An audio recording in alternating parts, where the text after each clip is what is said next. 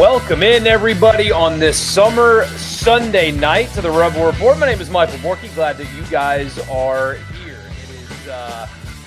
Summer is officially here. I guess the first day of summer was yesterday. Wasn't that the first day of summer? I think it was yesterday or Friday. Either way, it is definitely here in terms of temperature outside. I hope you guys stayed cool today.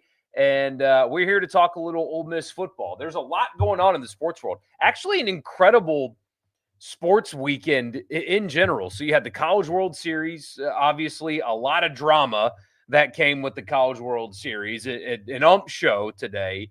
Don't think it ultimately impacted the outcome of the series. LSU was the better team than Coastal, but the way that went down was just a joke. But still, you had interesting, compelling college baseball. The golf today was unbelievable, to be honest with you. The end of the Travelers was outstanding. Keegan Bradley and Tommy Fleetwood bogeying, Bradley sticking it to 5 feet and sinking it for birdie up in the New England area and being very much a hometown guy, playing his way, not hometown guy, but like home region guy. Everybody there was rooting for him. The Ryder Cup captain playing his way onto the team is a pretty cool story. You've got, obviously, NBA Finals Game 7 going on right now. So if you're here, I appreciate you. Halliburton very clearly tore his Achilles. Admire the heck out of his toughness. I mean, that was a risk, right? It was obvious that there was some kind of risk for him to play tonight. And even though the absolute morons on ESPN questioned his toughness going into it, it's just a sad deal to see that season and that run end that way. And then even USA Soccer, that's what we were watching. We were watching USA Soccer tonight instead of Game 7. And so there's just a lot going on for it being the end of June. A lot going on in the sports world. So appreciate you guys being here. Hope you're having a good summer so far. And welcome into the show. I'm stealing my own content. Last Friday on the radio show, I came up with an idea. So Robbie Falk sat in for Hey Dad all week, and I had a great time. Really enjoyed doing radio with Robbie for 5 days, like behind the scenes, like in person. I really like enjoy his company. He's a good dude, but also enjoyed doing radio with him. And I came up with 4 schedule questions, and here's what they were: the non-conference game that you think the team is most likely to lose. So not that you think they're going to lose, but most likely, the best chances to lose. The conference game that you're most confident in their opportunity to win. The game in which they'll be an underdog that they'll most likely pull an upset. And a game in which they're the favorite that they'll most likely lose. Those are the 4 questions that I came up with, and we went through that on Friday. And I want to bring that here to you guys. So that's what we're going to do tonight. And of course, read some of your comments on this edition of the show. Brought to you in part by Toyota of Brookhaven. Check them out at toyotabrookhaven.com. They're at Exit 40 in Brookhaven. They have a service department that's open 7 to 7 Monday through Friday. So if you actually live in the area and you need your car serviced, they have one of the highest rated service departments in the state. But more importantly, if you want to buy a car, they understand how delicate the car buying process is, and they will take care of you that way. And also, if you tell them I sent you, get $1,000 off on me. Any in-stock new Toyota on me, $1,000 before anything else. Just if you tell them that I sent you. They've got great in-house financing interest rates, especially on the Tundras, as low as 1.99%, and a great selection of new, of course, and used vehicles. Check them out. Exit 40 in Brookhaven. They will deliver for you. Also, don't forget to subscribe, like, leave a comment, all that good stuff right here on YouTube. So question number 1, non-conference game that they are most likely to lose. Now, you guys know me. I've complained about it enough. Ole Miss should be opening the season with Southern Cal. They're not opening the season with Southern Cal. It is a shame. Seeing Ole Miss in the Coliseum would have been incredible. I would have made the trip.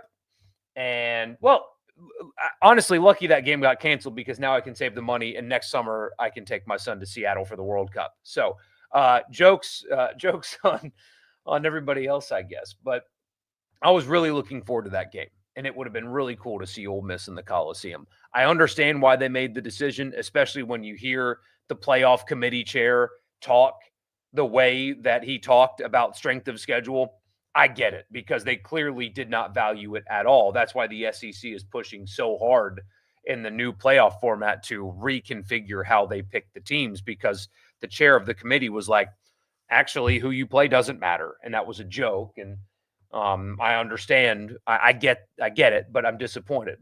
So you have really two choices of non-conference games that they're most likely to lose. And of course, it's Tulane and Washington State. Now, Washington State last year would have had a totally different argument than that of this year. It was a much better question for Mississippi State because obviously Arizona State's the answer playoff team a year ago. But we got a chance to talk about that Southern Miss game as well because, like, don't sleep on Southern Miss in the season opener at all. I mean, State's a double-digit favorite, but, man, I just don't think they're walking in there and waltzing out with an easy win. So if it was this question a year ago, it would have been much more interesting. Tulane is the obvious one, and I hate where Tulane falls on Ole Miss's schedule. So they are sandwiched in between two SEC home games, and the second one is LSU. And I know that, like, Tulane has built up some cachet, and they'll be able to watch film and get the players to realize, like, hey, look, this is a good team, and you need to be ready to play and all that stuff. I understand that. John Summerall, though, his team is going to be good. They're going to be tough. I know they lost their quarterback, but the transfer they brought in from Ball State looks like he's really talented. It's a good football team. It's going to be a good football team. It's a really good program, and they're going to be extremely well coached. And those football playing robots, they're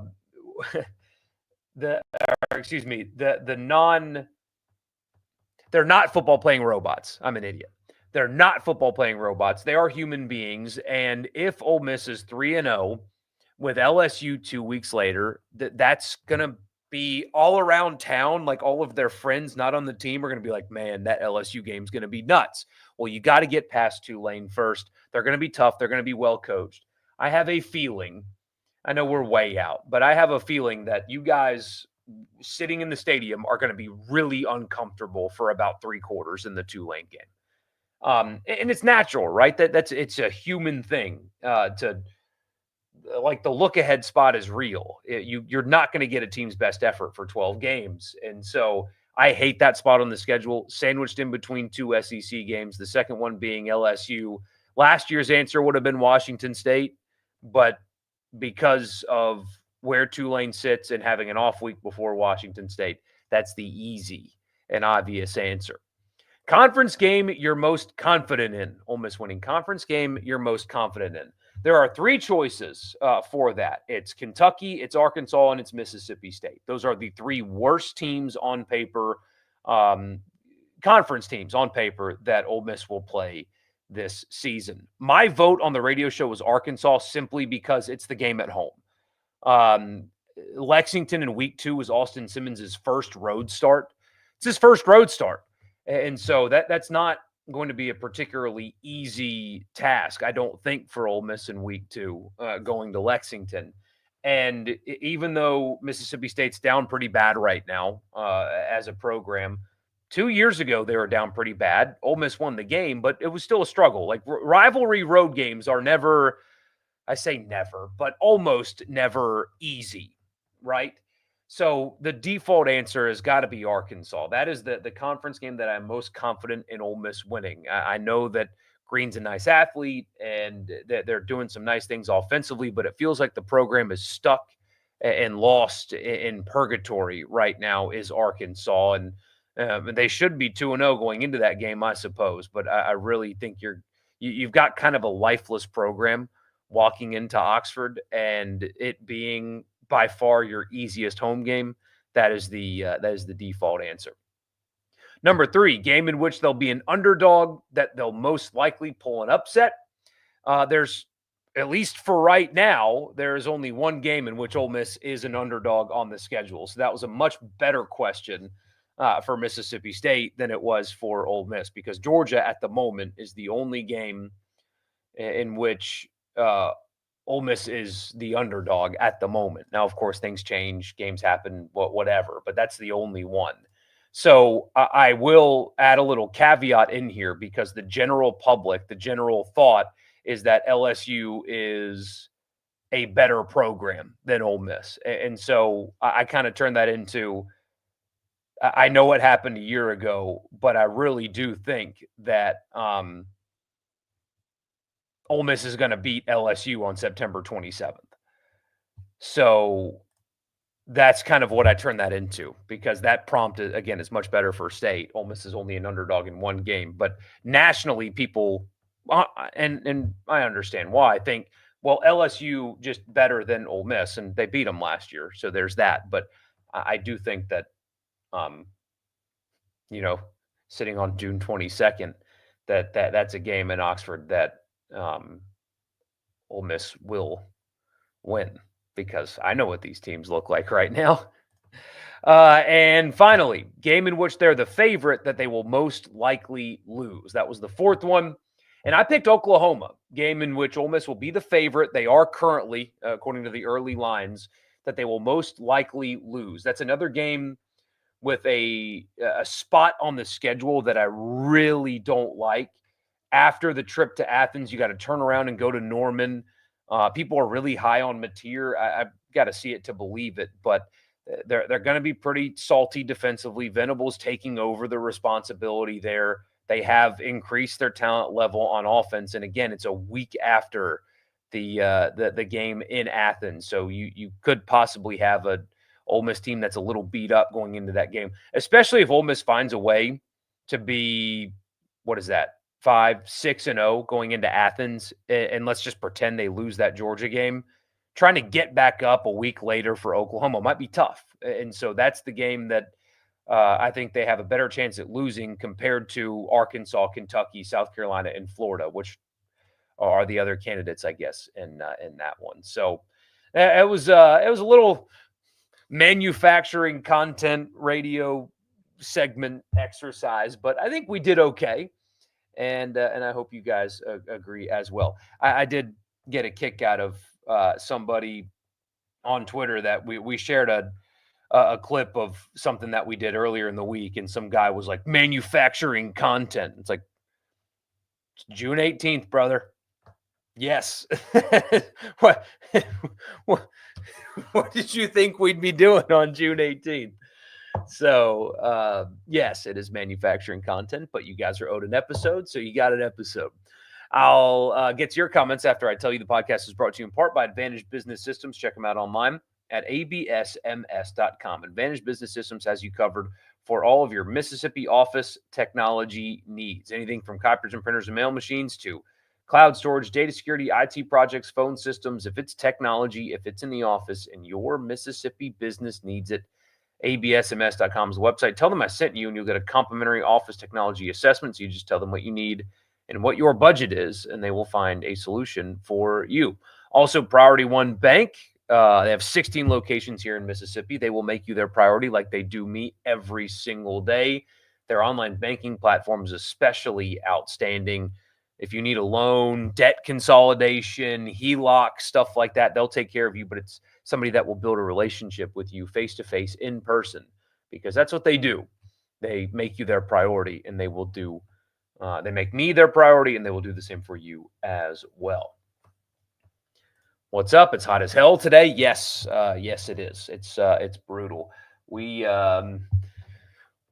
practiced some soccer in the morning. We cut the grass in the afternoon, and my little guy was sitting on his swing after I got done cutting the grass, and he just looked at me and goes, "Dad, can we go inside?" Like, yes, buddy. Yes, we can go inside. Yeah, good day though. Think Arkansas would have beaten Coastal. The winner of Arkansas LSU was your national champion. I mean, Arkansas just completely choked. We just could not have possibly choked harder, but goes without saying. Please share your thoughts on the awful ump show today. Man, I know it's a difficult job. Umpiring's a difficult job. It really is. There's a lot of pressure on them in a championship game as well because they've got to make the calls right, and most umpires don't want to directly impact the outcome of the game. They want to call good games. They want to um, let the players decide. 99% of umpires want that, I think. Maybe that number is a little high, but most of them do.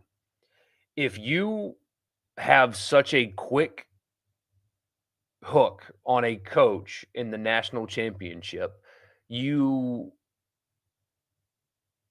should not be in the position to do that.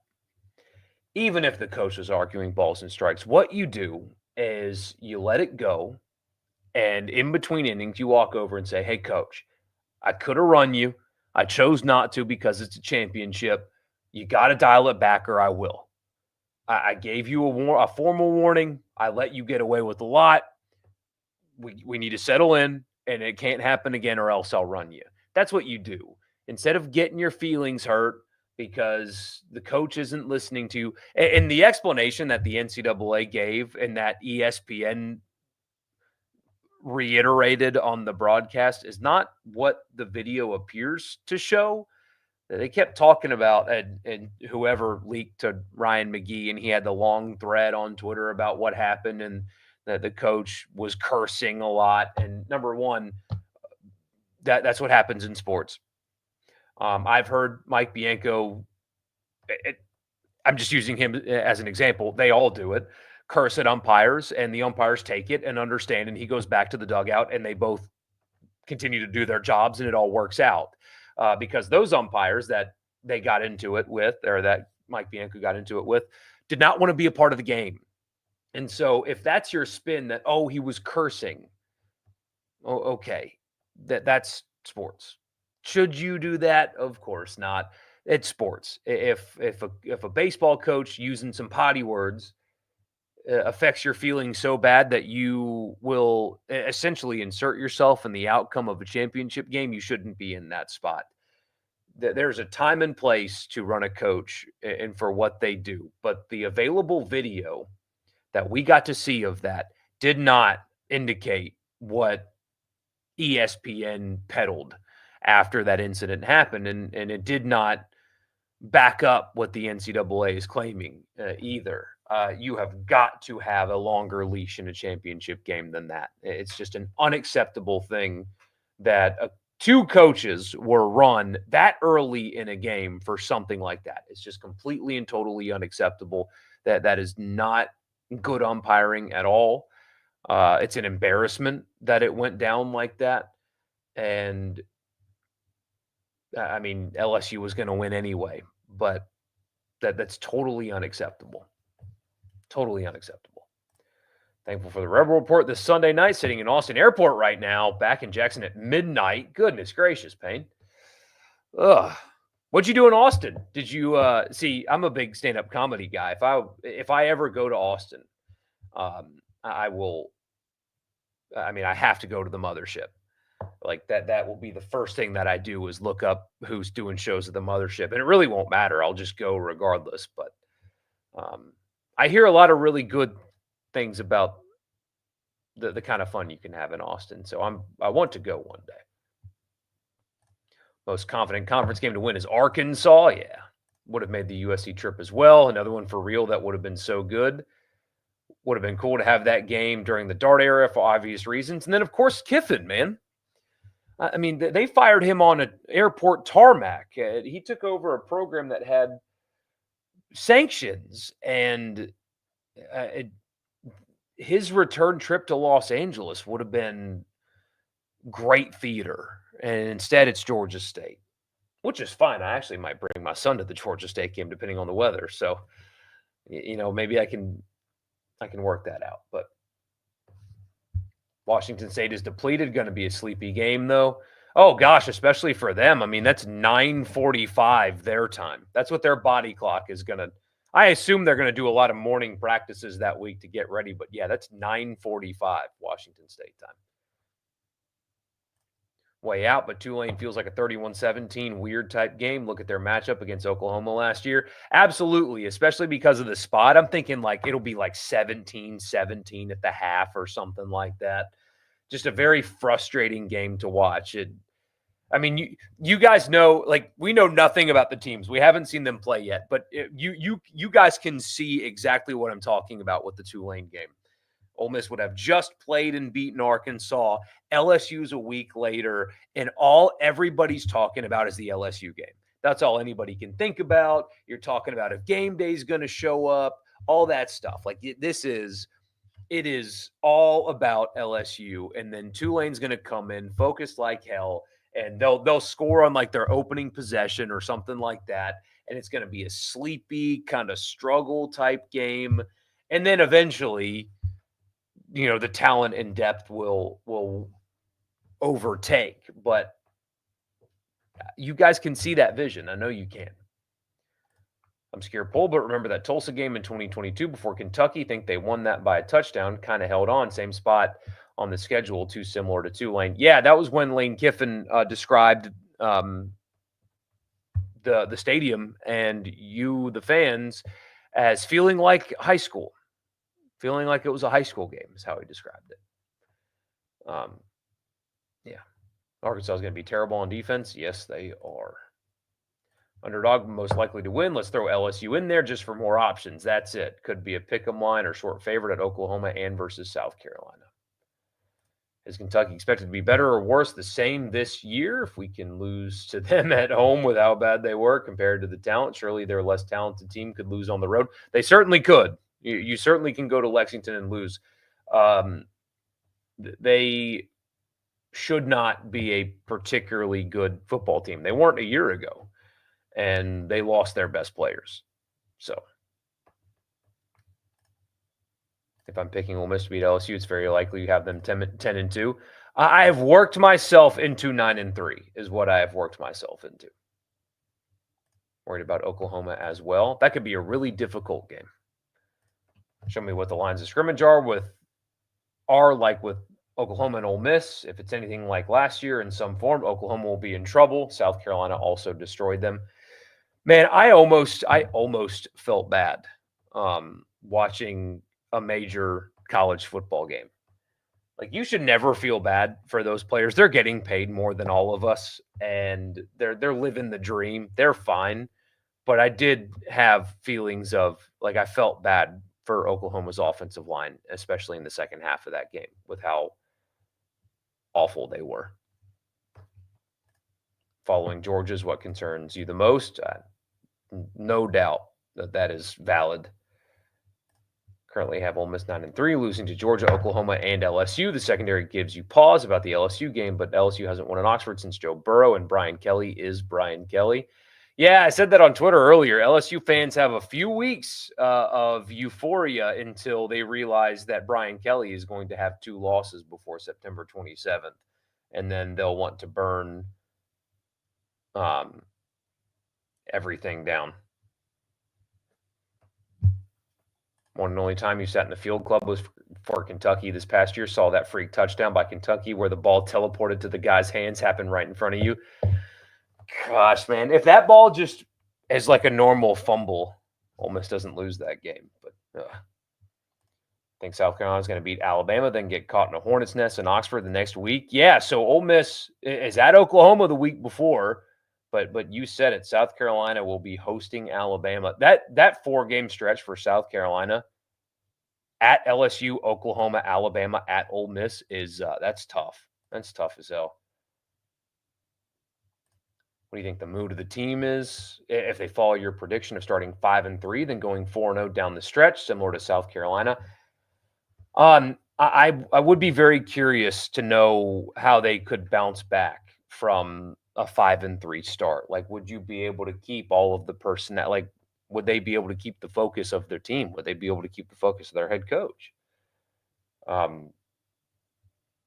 Because things fell totally apart in 2023. Now, things didn't fall apart last year. The Egg Bowl was a struggle, right? They played like crap. But to their credit, they got up and were prepared and executed and played well in the bowl game in front of 15,000 people against Duke. I think that if you're looking for some off-season silver linings or some signs of positivity, I think that is one. I know it was in their Grove Collective contracts that they had to play, but it doesn't mean they had to play well.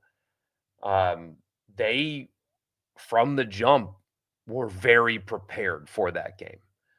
And so maybe that's an encouraging thing that they have found the messaging that works around a team that has a lot of new faces and transfers that was able to kind of keep them together and play in a essentially meaningless game, but play well because they really played well that night. They beat the crap out of Duke. I mean, it wasn't close, and I mean, it was kind of an enjoyable watch if you think about it.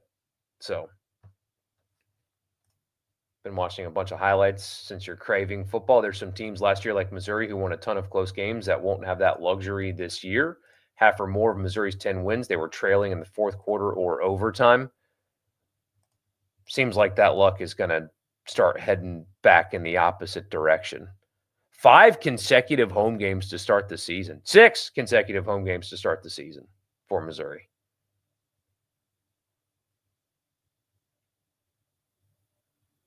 That's crazy. So they have 8 home games as well. UCA, Kansas, Louisiana, South Carolina, UMass, Alabama, all at home before back-to-back road trips at Auburn and Vanderbilt, A&M and Mississippi State at home, at Oklahoma, at Arkansas. What a weird schedule that is. LSU can run the ball last year. Nussmeier is a gunslinger, and their offensive line, without a doubt, will be worse. Yeah, defensively, probably better, though. Again, not sold on them either. The hardest stretch before football. This really is although, again, this weekend, there was a lot of stuff that went on, but yeah, this next week before the 4th of July is a really tough week, for sports. The week before media days and after media days are also really tough weeks, as well, but looking forward to that. We'll obviously be there, doing the radio show, so we'll have a ton of content on this feed for you guys, though, no doubt. So, looking forward to that. Teams are low on this year: Arkansas, Tennessee, although still good, Missouri, Kentucky, and Mississippi State. High on Alabama without Milroe, Georgia, and Texas. About the same on Vandy and South Carolina, and marginally better. Seems fair. I'm not high on Alabama, though. Austin is awesome. May have never heard of it, but you were at an esports tournament, 15,000 people in the Moody Center at UT Austin to watch video games. Heck yeah. So what would that have been?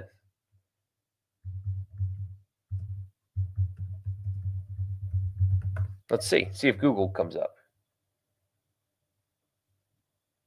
Counter-Strike 2. Okay, I've actually never played Counter-Strike. I was a big video game guy. I still like enjoy them. I don't play, as you can imagine, near as much as I used to. But I was really big into Halo for a long time. Halo, and then I did all of the Call of Duty Battle Royale stuff. I did Warzone and we played Fortnite a lot too back in the day. That game's old now, by the way. Like Fortnite came out at what was it? Is that 10 years ago? 8 years ago. It came out 8 years ago. July of 2017. That game is old now, if you can believe that. Sounds like fun, though.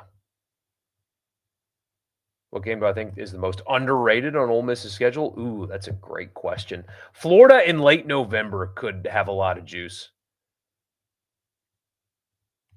I say late November, mid-November, but there's something about that Florida brand when it's a little chilly outside, you know? I mean, that game, especially if Ole Miss has 2 or even 3 losses going into that game, because if they have 3 losses, they're still a fringe playoff team, right? There's still a lot riding on that game.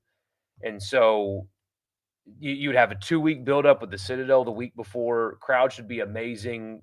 Like, that could feel like why we love football, that game right there. Just always feel bad for Washington State and Oregon State. Me too. It sucks, man. It really sucks. All 4 years under Kiffin since 2020, they've started 8-2 or better. Wow.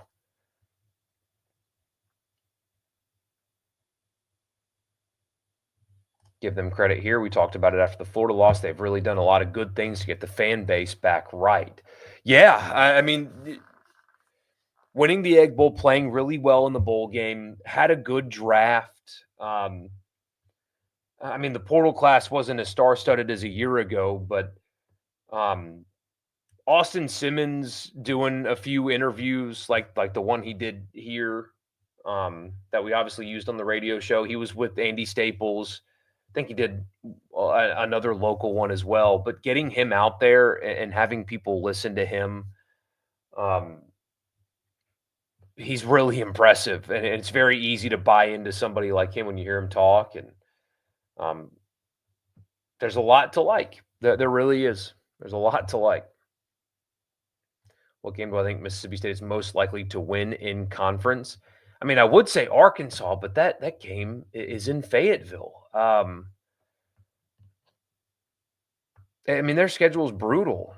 I mean, maybe I don't know, man. I am in more wait and see mode with them than anybody else. I mean, I know that people like what they've done in the portal, and at least personnel wise, defensively, they should be better. But I mean, the team that's closest to them roster-wise on their schedule in the SEC is Arkansas. But they got to go to Fayetteville, and Arkansas put 58 on those guys last year. So I don't know. Last year scoring was down in the SEC. Do you think that trend continues? Yes, because offensive line play is becoming a nationwide issue. Enjoy talking to your family about how bad State is. Whole household is State fans. Only one to win to Ole Miss. Oh, man. They're very excited about baseball right now, and they should be. They should be. O'Connor's going to be a good coach. They're spending a boatload of money on baseball. There's a lot of time between now and then, though. Also, Chris James has them good at basketball as well. They have not taken that step forward, though. That's the thing with them in basketball. They have not taken that next step. They've just been solid, but they haven't won a tournament game yet. He's been 3 times, hasn't won a game once. It's just like they're just kind of at a ceiling that he needs to try to break through.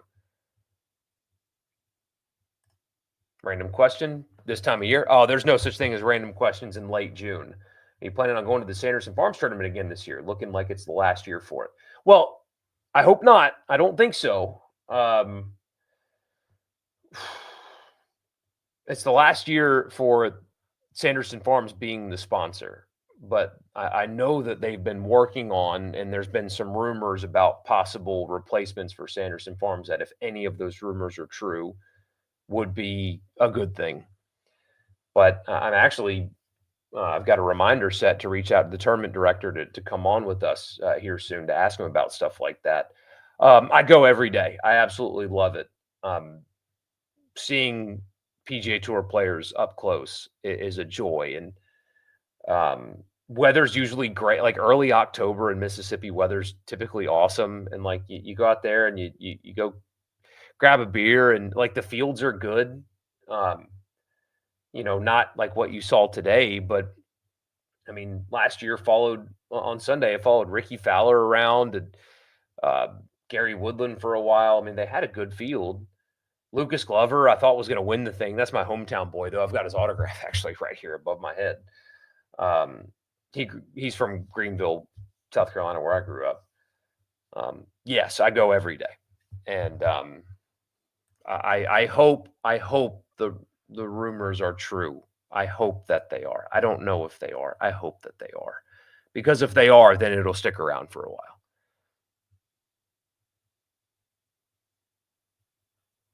What season stat would you like a crystal ball for to know what this team will do this year? In my opinion, it would be rushing offense. Ooh, I've got a better one for you. Pass defense. Passing yards allowed per game. That's the one I want to know. Don't like what Tennessee has at quarterback, but they're so much more talented than State. True. The season is going to have so much interest because to you it feels like a real prove-it season for Lane Kiffin personally. How do you respond to disappointment and everything after the Florida game has been good? Absolutely. Plans for media days content. So what we'll do, and it depends on when I'm able to get there Sunday. The plan is to do a live stream Sunday, Monday, and Tuesday. Sunday when I get there, Monday after Ole Miss Day, and then Tuesday just for the hell of it. And we'll be driving back Wednesday after the show. I will get to, barring something insane, this is how it goes every year, a one-on-one with all three players that they bring. And Richard usually would handle the coach because they would do Kiffin somewhere else, and then they would send the players to me. But there's no more. Richard will be there doing his show, though, in the morning. But presumably, I would also get that as well, hopefully. So I would bring all of those to you. And then throughout the week, I will record a one-on-one with somebody that covers every opponent for Ole Miss. So, like, I'll sit down with somebody that covers Oklahoma, Kentucky, everybody. And so we'll do the 3 live streams, and then Wednesday I'll post one of the players. Thursday I'll post the next one. Friday the next one, and then just do succession, like videos in succession every day from media days. That's the plan for now, anyway. And then anything else that I find interesting or whatever, I might like do like a vlog once. I don't know. We'll see. We'll see. What do I think the chances are of Ole Miss making the playoffs? Like 25%, I think. Something like that. Those are good chances. I know that sounds low, but coming off of an offseason in which they lost so much with the first-year quarterback, I think that's fair. Need to have a one-on-one with Saban, push the content. I will request with the SEC Network people. I will ask. And we'll ask, carry around a selfie stick and be obnoxious. Oh, I have not done that yet, but there are plenty. There are plenty that do. So, anyway, no live on Tuesday. Will not be live on Tuesday. Sorry about that. It's just no live stream on Tuesday. So we'll be back on Thursday, and I'll do something for you guys though. I hope, knock on wood. So there is a video posted, a new episode uploaded for you guys listening in podcast form, but we will not be live on Tuesday. So I'll see you guys live on Thursday for sure. Have a great rest of your Sunday, and I'll talk to you soon. Good night.